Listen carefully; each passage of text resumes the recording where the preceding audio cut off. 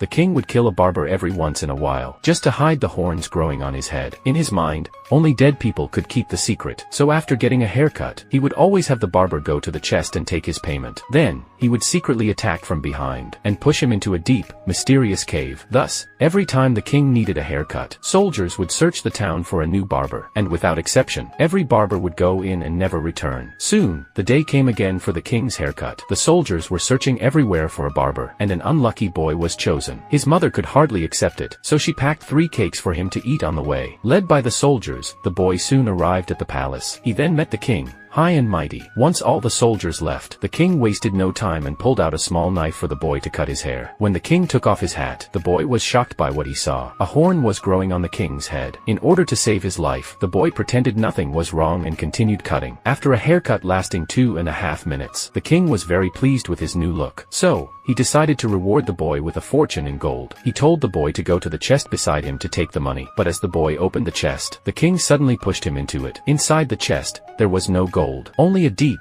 mysterious cave with a rushing river beneath. The boy, caught off guard, was swept away by the current. The king thought the boy would die, but to his surprise, the boy survived. The surroundings made the boy shudder. There were piles of bones everywhere. The boy realized the place was full of danger. At that moment, he just wanted to escape as fast as he could. Just then, a noise came from beneath the pile of bones, which startled the boy and made him step back. In the next moment, a giant snake appeared before him. Without hesitation, the boy immediately began to play the flute in his hand. The music made the giant snake happy, and then the boy took out one of his cakes and offered it to the snake. The snake, moved by the boy's kindness, let him go, and sent him out of the cave. Just as the boy escaped the snake's mouth, he was spotted by a hungry wolf in the forest. The wolf lunged toward him, but the boy scrambled up a nearby tree, barely escaping becoming the wolf's meal. However, the wolf was determined not to give up, so the boy played the flute again. When the wolf fell down, the boy was knocked off the tree. The wolf's stomach growled loudly from hunger, so the boy took out the second cake and gave it to the wolf. After eating, the wolf decided to let the boy go, and carried him out of the forest. On the way,